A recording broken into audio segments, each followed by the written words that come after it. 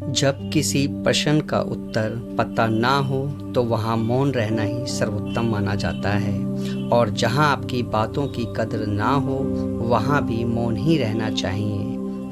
वाणी किसी की भी हो, बोलचाल की भाषा होती है।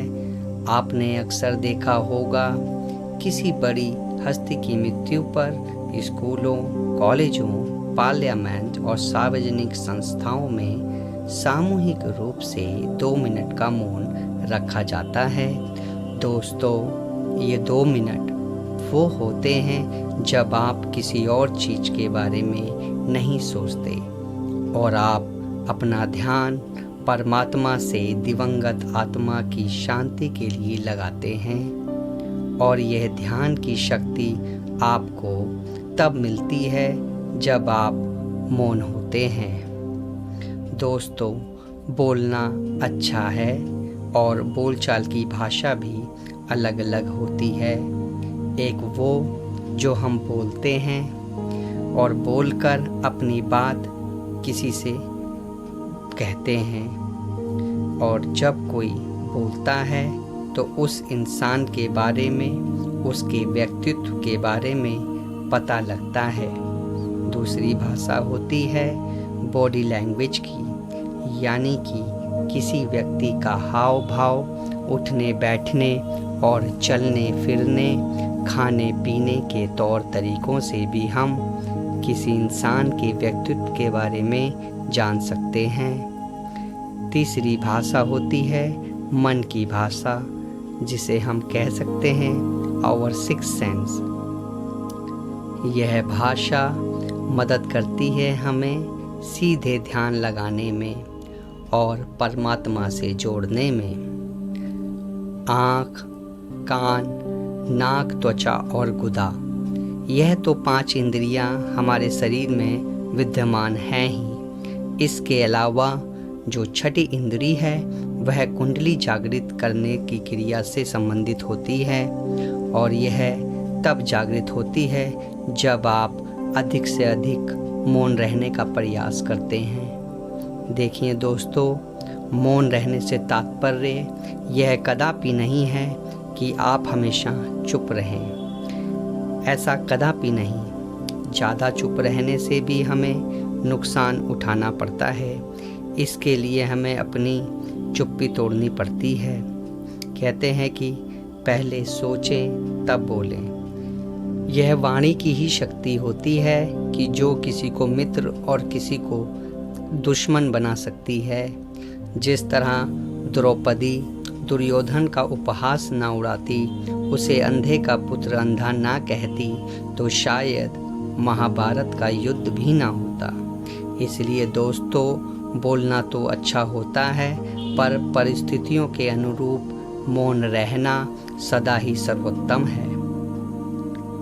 दोस्तों, दुनिया में 2 तरह के लोग होते हैं जो बोलचाल में अलग अलग स्वभाव रखते हैं। एक वो लोग जिन्हें हमेशा किसी भी डिस्कशन में ऊपर रहने की आदत होती है। ऐसे लोग किसी से बात करते समय ऐसा दिखाते हैं जैसे कि उन्हें तो यह बात की नॉलेज पहले से ही है, और वह प्रिटेंड करते हैं कि वो सबसे ज़्यादा समझदार हैं, और समूह में सबकी बात को काट कर अपनी बात को ऊपर रखते हैं, चाहे उस विषय के बारे में उनका अपना ज्ञान बहुत ही सूक्ष्म क्यों न हो। ऐसे लोगों का सदा पीठ पीछे उपहास ही उड़ाया जाता है, क्योंकि उनकी बातें खोखले आधार पर होती हैं। दूसरे व्यक्ति वह होते हैं जो बहुत ही कम बोलते हैं और कम बोलना पसंद करते हैं। ऐसे लोग सही समय आने का इंतज़ार करते हैं। ऐसे व्यक्ति गुड लिसनर की श्रेणी में आते हैं। कहते हैं ना कि if you want to be a good speaker you have to be a good listener first. आप तब तक एक अच्छे वक्ता नहीं बन सकते जब तक कि आप एक अच्छे श्रोता नहीं हैं।